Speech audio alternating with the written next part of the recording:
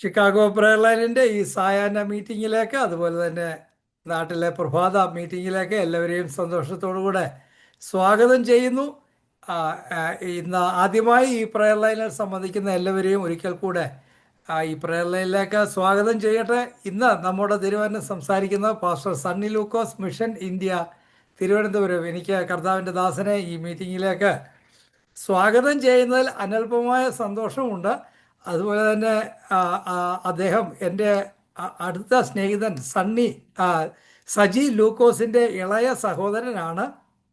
സജി ലൂക്കോസ് reaching Indians ministries international എന്ന ഒരു സംഘടന 10-30 വർഷങ്ങൾക്ക് മുൻപ് ആരംഭിച്ച് അതിൻ്റെ ഇന്ത്യയിലുള്ള അതിൻ്റെ ബ്രാഞ്ചാണ്. അതിൻ്റെ ഇന്ത്യയിലുള്ള പ്രവർത്തനമാണ് മിഷൻ ഇന്ത്യ. നാഗ്പൂർ കേന്ദ്രമായിട്ട് ആ പ്രവർത്തനം ശക്തമായി ഇരിക്കുന്നു. ഇന്ത്യയിലെ ആകമാനം പ്രവർത്തനങ്ങളുണ്ട്. എല്ലാ സംസ്ഥാനത്തും ബൈബിൾ കോളേജുണ്ട്. തിരുവനന്തപുരത്തുള്ള കേരളത്തിലുള്ള പ്രവർത്തനങ്ങളും അതുപോലെ തിരുവനന്തപുരത്തുള്ള ബൈബിൾ കോളേജിൻ്റെ ചുമതലയൊക്കെയാണ് പാസ്റ്റർ സണ്ണി ലൂക്കോസിന്. ഞാൻ ഈ പ്രവർത്തനം ആരംഭിച്ച സമയം മുതൽ തന്നെ അതുമായിട്ട് പല രീതിയിൽ ബന്ധപ്പെടുന്നതിന് ഇടയായി. ഞാൻ ഇവിടെ ഷിക്കാഗോയിൽ അടുത്താണ്. ഷിക്കാഗോയുടെ സബർബായ പ്രാന്തപ്രദേശമായ റൗണ്ട് ലേക്ക് ബീച്ചിലാണ് കർത്താവിൻ്റെ ദാസൻ കർത്താവിൻ്റെ ദാസന് സജി ലൂക്കോസ് താമസിക്കുന്ന ആ പ്രവർത്തനങ്ങളൊക്കെ അവിടെയാണ് അതിൻ്റെ കേന്ദ്രം.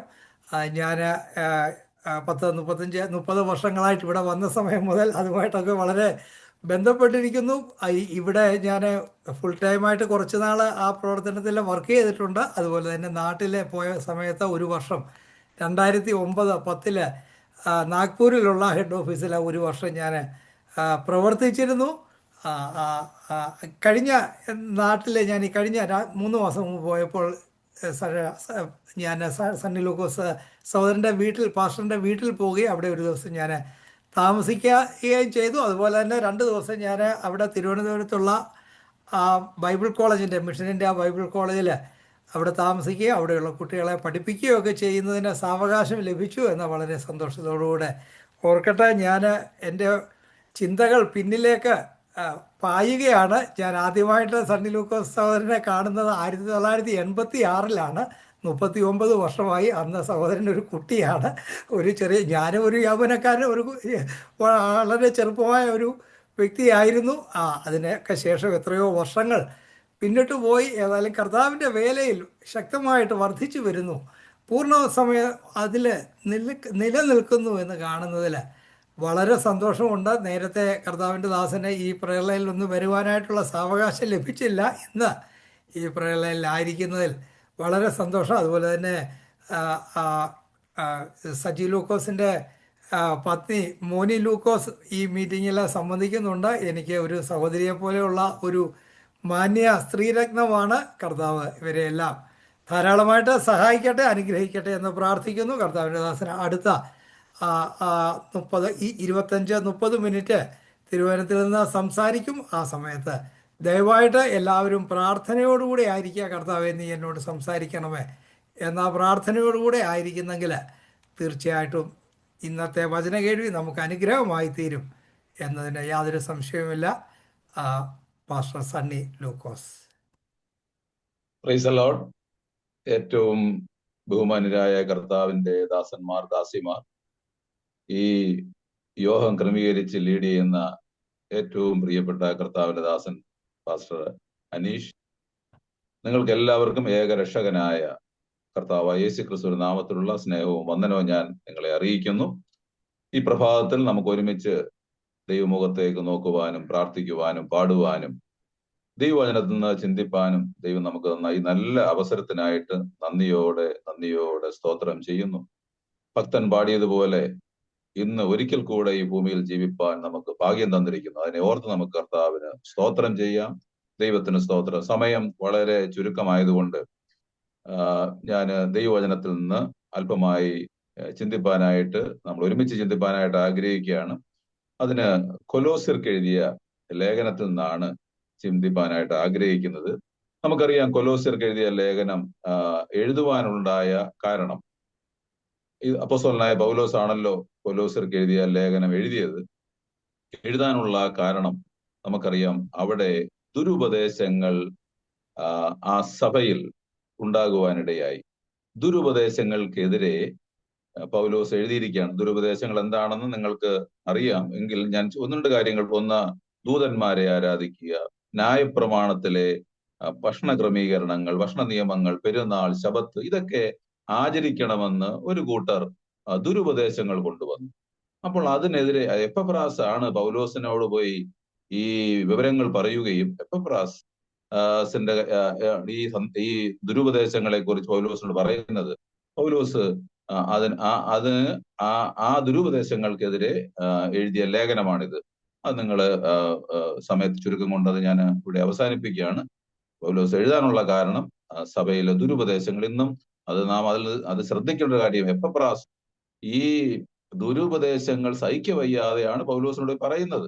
നമ്മളും ശ്രദ്ധിക്കണം. ദുരുപദേശങ്ങൾക്കെതിരെ ഒക്കെ നാം പ്രതികരിക്കുന്നവരും അവരെ അങ്ങനെയുള്ളവരെ അത് ധരിപ്പിക്കുന്നതിനും നമ്മുടെ ആളുകളെ വാച്ച് ചെയ്യുന്നതിനും ഒക്കെ നാം വളരെ ശ്രദ്ധിക്കേണ്ട കാര്യങ്ങളാണ്. നമുക്കറിയാം, ഏതു മനുഷ്യനെയും ക്രിസ്തുവിൽ തികഞ്ഞവനാക്കി നിർത്തുക എന്നുള്ളതാണ് ഓരോ ശുശ്രൂഷകന്റെയും ഉത്തരവാദിത്വം. ഓരോ വിശ്വാസികളും അത് ഓർത്തിരിക്കണം എന്ന് നാം ഓർത്തിരിക്കണം. ദൈവത്തിന് സ്തോത്രം. ഇന്ന് നാം ചിന്തിക്കാൻ പോകുന്നത് കൊലോസ്യർക്ക് എഴുതിയ 3-ാം അധ്യായം. നിങ്ങൾ ആർക്കെങ്കിലും ഇടയ്ക്ക് ആ വാക്യം ഒന്ന് വായിക്കാൻ പറഞ്ഞാൽ നിങ്ങൾ ദയവായി വായിക്കണം. നിങ്ങളുടെ എല്ലാവരുടെയും സാന്നിധ്യത്തിന് വളരെ നന്ദി. കൊലോസ്യർക്ക് എഴുതിയ ലേഖനം 3-ാം അധ്യായം നമ്മൾ 3 കാര്യങ്ങൾ നാം അതിൽ നിന്ന് പഠിക്കാനായിട്ട് ആഗ്രഹിക്കുന്നു. അതിന്റെ എന്റെ മനസ്സിലെപ്പോഴും ഈ ചിന്തകൾ ഉള്ളതുകൊണ്ടും ഇത് ഞാൻ ഉൾപ്പെട്ട് നിൽക്കുന്ന സ്ഥലങ്ങളിൽ ഇത് പഠിപ്പിക്കുകയൊക്കെ ചെയ്യുന്നതുകൊണ്ട് ഈ ഭാഗങ്ങൾ നമുക്ക് ഒരുമിച്ച് പഠിക്കാം. ഇവിടെ അതിന്റെ എല്ലാ വാക്യങ്ങളും വായിക്കാൻ സമയമില്ലാത്തതുകൊണ്ട് അതിന്റെ 3ഉം 4ഉം വാക്യം ഒന്ന് വായിക്കുന്നു. കൊലോസ്യർക്ക് എഴുതിയ ലേഖനം 3-ാം അധ്യായം 3-4 വാക്യം. അതിങ്ങനെയാണ്: നിങ്ങൾ മരിച്ചു, നിങ്ങളുടെ ജീവൻ ക്രിസ്തുവിനോടുകൂടെ ദൈവത്തിൽ മറഞ്ഞിരിക്കുന്നു. നമ്മുടെ ജീവനായ ക്രിസ്തു വെളിപ്പെടുമ്പോൾ നിങ്ങളും അവനോടുകൂടെ തേജസ്സിൽ വെളിപ്പെടും. അതാണ് നമ്മുടെ പ്രത്യാശ.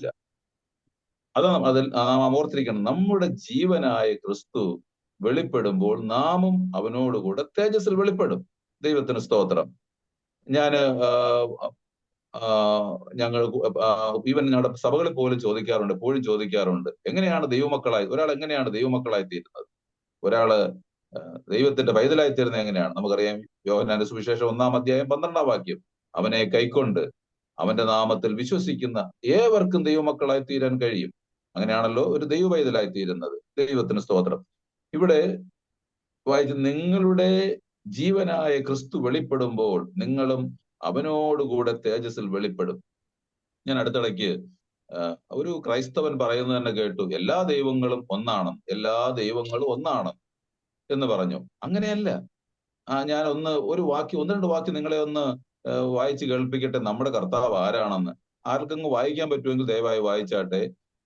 യോഹന്നാന്റെ സുവിശേഷം 4-ാം അധ്യായം 42-ാം വാക്യം. എല്ലാ ദൈവങ്ങളെ പോലെ അല്ല നമ്മുടെ ദൈവം. നമുക്ക് അറിഞ്ഞിരിക്കണം. ഒരു ക്രൈസ്തവൻ പറഞ്ഞതാണിത്. യോഹന്നാന്റെ സുവിശേഷം 4-ാം അധ്യായം 42-ാം വാക്യം ഒരാൾക്ക് വായിക്കാമോ? ഇനി നിന്റെ വാക്ക് കൊണ്ടല്ല ഞങ്ങൾ വിശ്വസിക്കുന്നത്, ഞങ്ങൾ തന്നെ കേൾക്കുകയും അവൻ സാക്ഷാൽ ലോകരക്ഷിതാവ് എന്നറിയുകയും ചെയ്തിരിക്കുന്നു എന്ന് സ്ത്രീയോട് പറഞ്ഞു. എല്ലാവരും മനസ്സിലാക്കിയിരിക്കണം. യോഹന്നാന്റെ സുവിശേഷം 4-ാം അധ്യായം 42-ാം വാക്യം. ഇവിടെ ശമര്യക്കാര് പറയുകയാണ്, ഞങ്ങൾ കാണുകയും കേൾക്കുകയും ചെയ്തിരിക്കുക. അവൻ ആരാണ്? സാക്ഷാൽ is A Xavier of the world. അവൻ സാക്ഷാൽ ലോകരക്ഷിതാവാണ്. എല്ലാരും വരയിട്ട് വെക്കണേ, ഓർത്തിരിക്കണേ, എല്ലായിടത്തും പറയണം. ഞങ്ങൾ സേവിക്കുന്ന ദൈവം ആരാണ്? അവൻ സാക്ഷാൽ ലോകരക്ഷിതാവാണ്. ദൈവത്തിന് സ്തോത്രം. ഇതിനെ ഉറപ്പിക്കുന്ന ഒരു വാക്യം കൂടെ ഒന്ന് വായിച്ചാട്ടെ. 1 യോഹന്നാൻ 4:14. 1 John 4:14.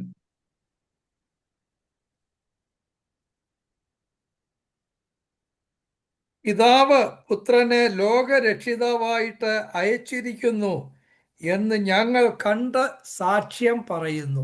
അതുകൊണ്ട് ഓർത്തോണെ, ആരാണ്? ഒരു ക്രൈസ്തവൻ പറഞ്ഞതാണ്. എല്ലാ ദൈവങ്ങളും ഒന്നാണെന്ന്. അങ്ങനെയാണോ നമ്മൾ അങ്ങനെ പറഞ്ഞു? ഏതെങ്കിലും ഒരു ദൈവത്തെ ഇങ്ങനെ ലോകരക്ഷിതാവെന്ന് പറയുന്ന ഒരു ദൈവത്തെ കുറിച്ച് ഒരു പുസ്തകങ്ങളിലും പറയുന്നില്ല. നിങ്ങൾ ഏത് പുസ്തകങ്ങൾ പരിശോധിച്ച് നോക്ക്. എന്താണ് യേശുക്രിസ്തു ആരാണ്? അവൻ എന്താ വായിച്ചത്?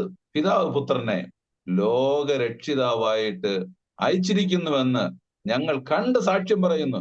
ഈശോയുടെ മാർവിൽ ചാരിയിരുന്ന ഒരു ഉത്തമനായ ശിഷ്യനായിരുന്നല്ലോ യോഹന്നാൻ.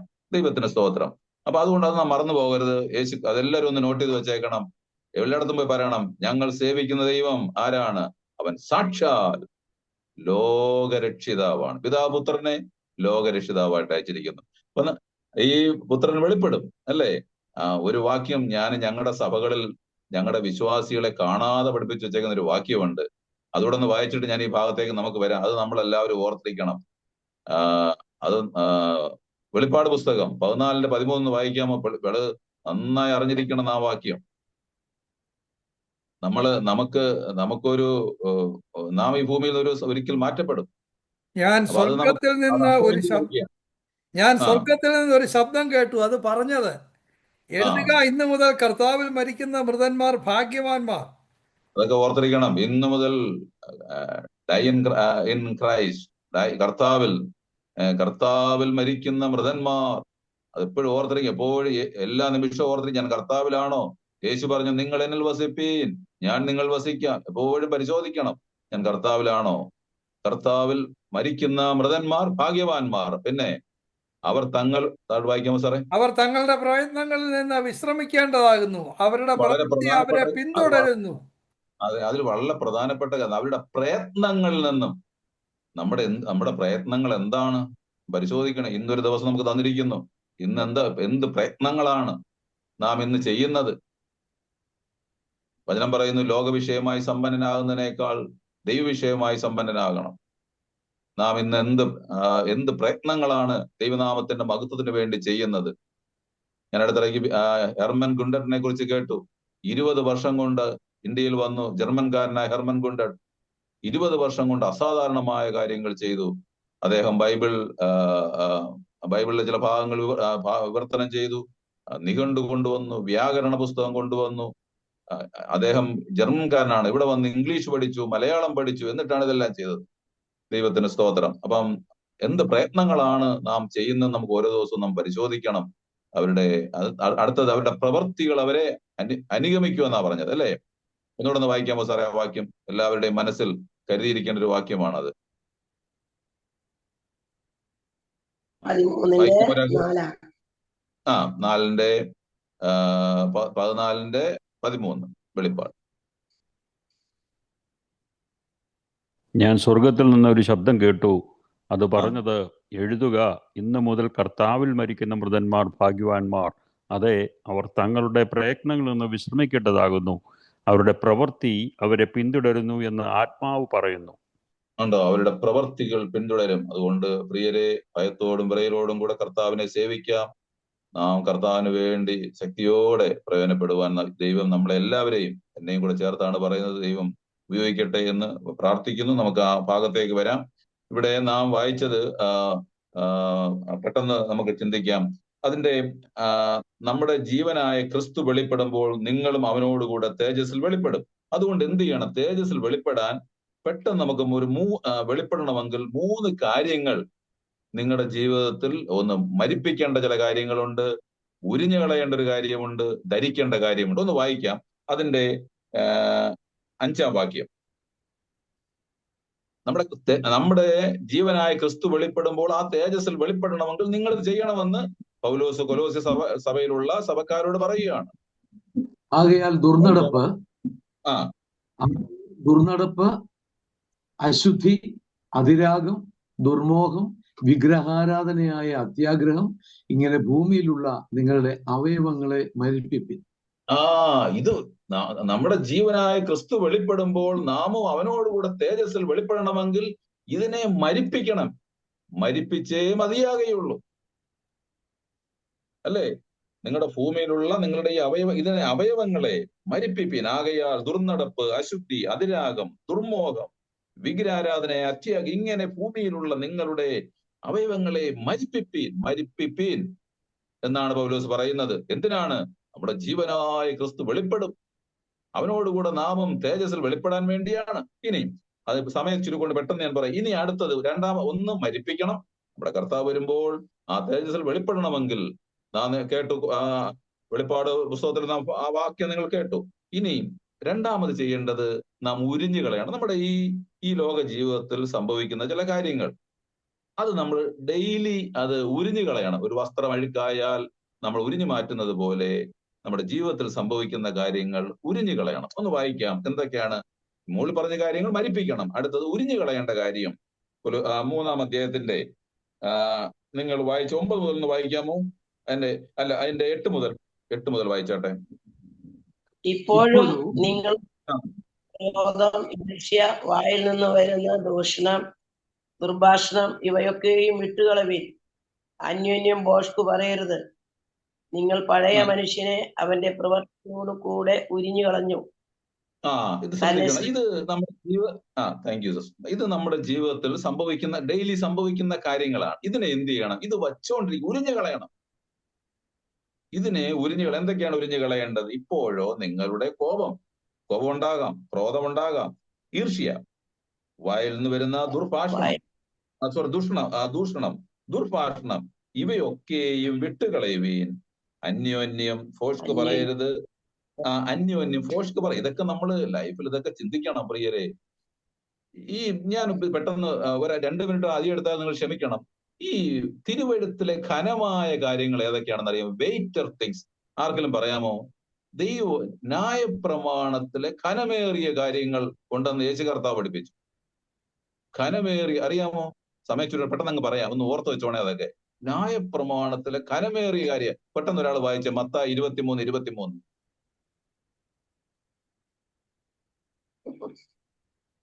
മത്തായി 23:23.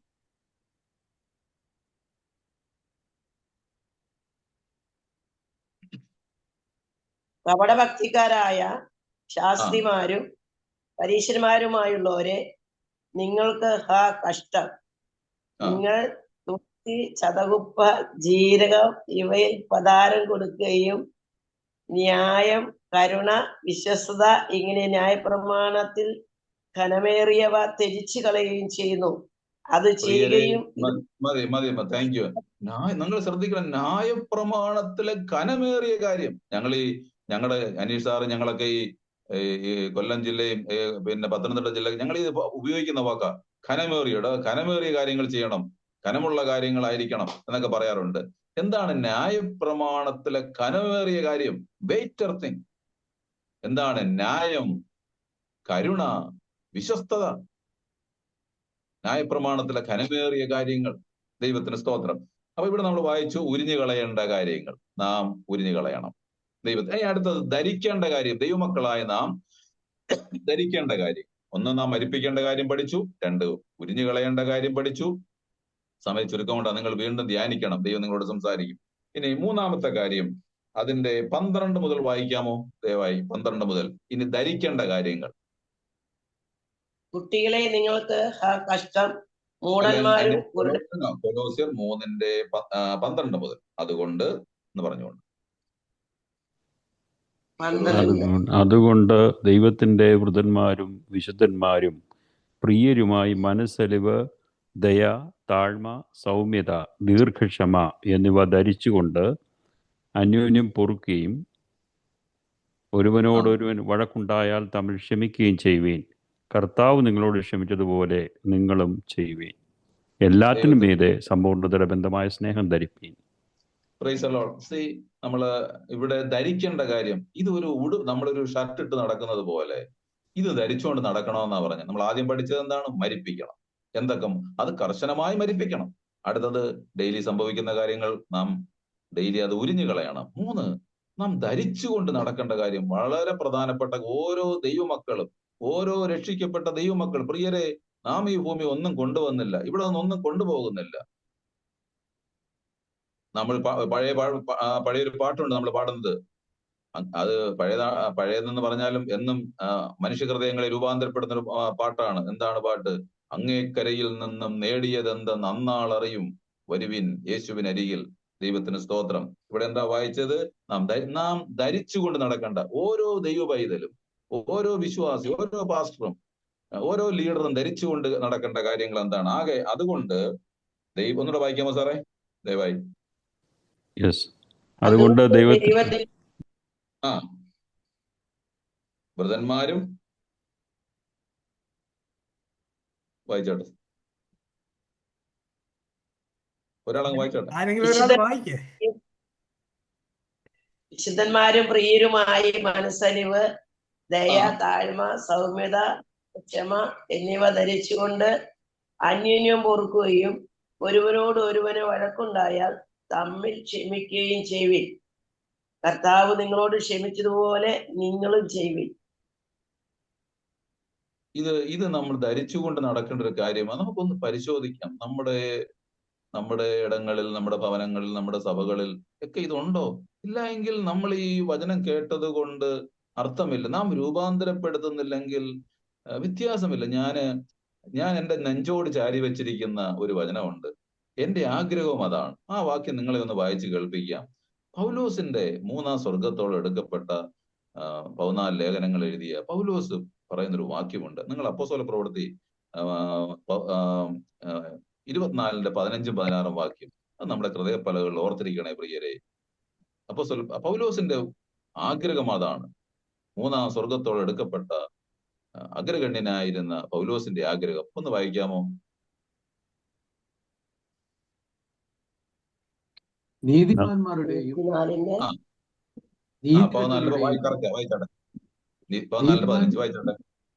നീതിമാന്മാരുടെയും നീതികെട്ടവരുടെയും പുനരുദ്ധാനം ഉണ്ടാകും എന്ന് ഇവർ കാത്തിരിക്കുന്നത് പോലെ ഞാനും ദൈവത്തിങ്കൽ ആശ വെച്ചിരിക്കുന്നു.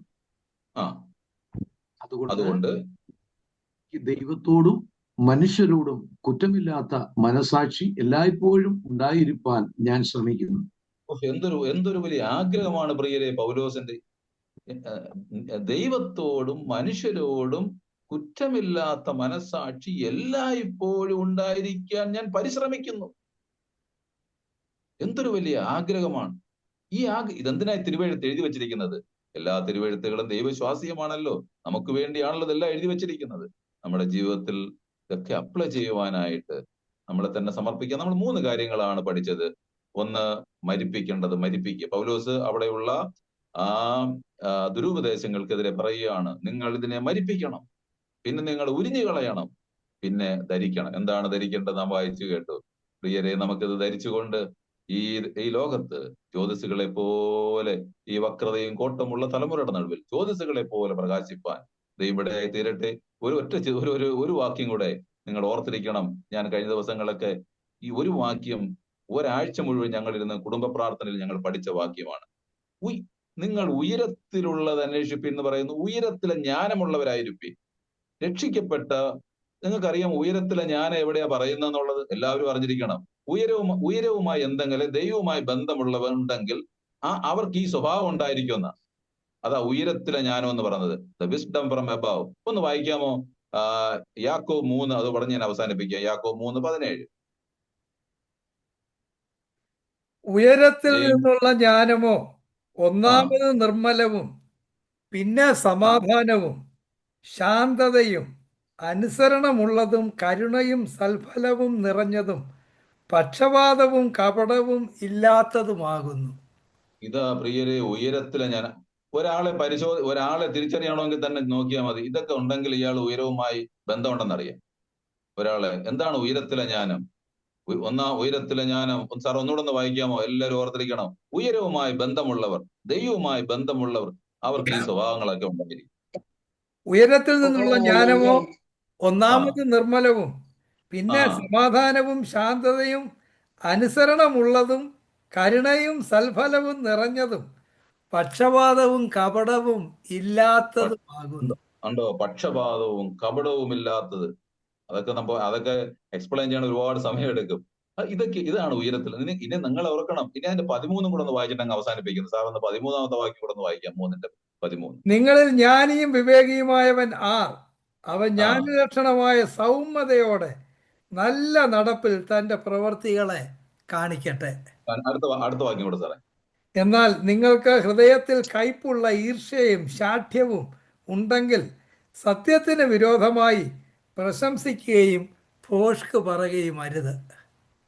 ഇത് അടുത്ത അത് വായിക്കും സാറേ. അടുത്തത് ഇത് ഉയരത്തിൽ നിന്ന് വരുന്ന ജ്ഞാനമല്ല. ഉണ്ടോ? ഇതൊന്നും ഉയരത്തിൽ. പിന്നെ നിങ്ങൾ ദയവായി നിങ്ങൾ പിന്നെ ധ്യാനിക്കണം, പഠിക്കണം. ഞങ്ങൾ ഒരാഴ്ച ഈ വചനങ്ങൾ ഇങ്ങനെ ഇരുന്ന് പഠിച്ചു പരിശോധിക്കുകയായിരുന്നു. പക്ഷപാതമുണ്ടോ, കപടമുണ്ടോ, ഇതൊക്കെ ഒന്ന് പരിശോധിക്കുക. ഇത് ഉയരത്തിൽ നിന്നുള്ള ജ്ഞാനമല്ല, ഭൗമികവും പ്രാകൃതവും പൈശാചികവുമായതത്രേ. ഉണ്ടോ? ഇത് ഏതെങ്കിലും ഉണ്ടെങ്കിൽ ഇത് ഭൗമികവും പ്രാകൃതവും പൈശാചികവും അത്രേ. ഇനി എന്നിട്ട് പറഞ്ഞ ഉയരത്തിലെ ജ്ഞാനം എന്താണെന്ന് പറയുക. ദൈവത്തിന് സ്തോത്രം. നമുക്ക് മൂന്ന് കാര്യങ്ങൾ നാം പഠിച്ചു. എന്താണ് അവിടെ ആ കൊലോസിയ സഭക്കാരോട് പറയാണ്, നിങ്ങൾ മരിപ്പിക്കേണ്ടത് മരിപ്പിക്കണം. 2, ഉരിഞ്ഞു കളയേണ്ടത് ഉരിഞ്ഞു കളയണം.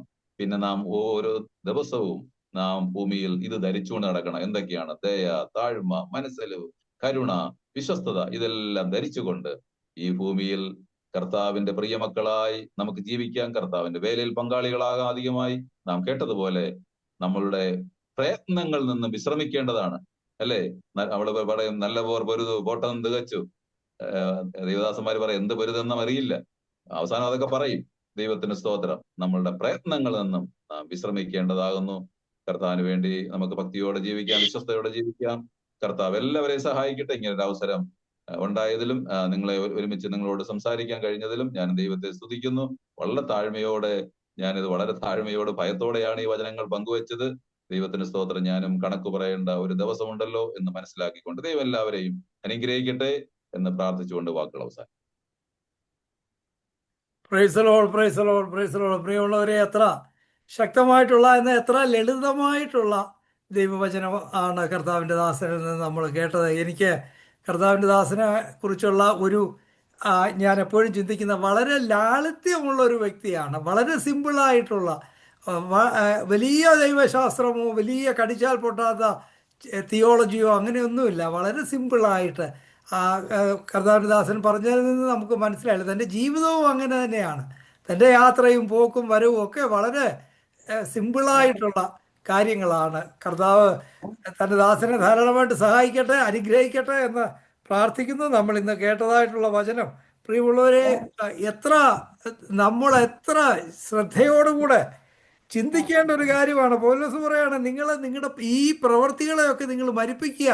കർത്താവിന് വിശുദ്ധിയോടുകൂടെ കർത്താവ് ഉയർത്തെഴുന്നേറ്റ് പ്രത്യക്ഷനാകുമ്പോൾ അവനോടുകൂടെ നമ്മളും പ്രത്യക്ഷനാകണമെന്നുണ്ടെങ്കിൽ ഈ കാര്യങ്ങളൊക്കെ ചെയ്യണമെന്നാണ് പറഞ്ഞത്. ഒന്നാമത് എന്താണ്?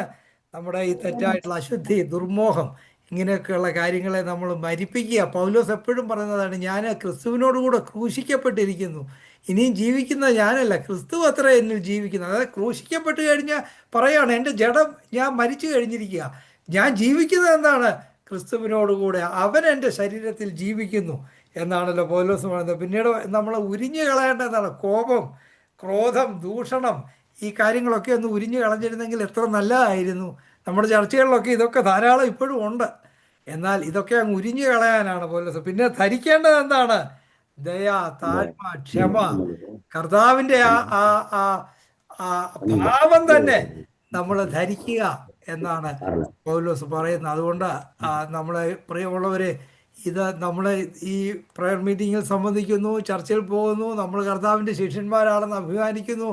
എന്നാൽ നമുക്ക് ഈ ക്ഷമയും താഴ്മയും ദയയും ഒക്കെ ധരിച്ചുകൊണ്ട് നമുക്ക് ജീവിക്കാനായിട്ട് സാധിക്കുമോ? മറ്റുള്ളവരോട് പൂർണ്ണമായിട്ട് ക്ഷമിക്കാൻ നമുക്ക് കഴിയുമോ? നമ്മുടെ സഹോദരന്മാരോടും നമ്മുടെ പ്രിയപ്പെട്ടവരോടും തന്നെ നമുക്ക് ക്ഷമിക്കുവാൻ കഴിയുമോ? നമ്മളോട് ദ്രോഹം ചെയ്തവരോട് നമുക്ക് ക്ഷമിക്കാൻ കഴിയുമോ? അതൊക്കെയാണ് കാതലായിട്ടുള്ള കാര്യങ്ങൾ. എന്നാൽ ഇതൊക്കെ നമ്മൾ കേൾക്കുന്നുണ്ട്. കേൾക്കുക മാത്രം ചെയ്യാതെ അതെല്ലാം നമുക്ക് പൂർണ്ണമായിട്ട്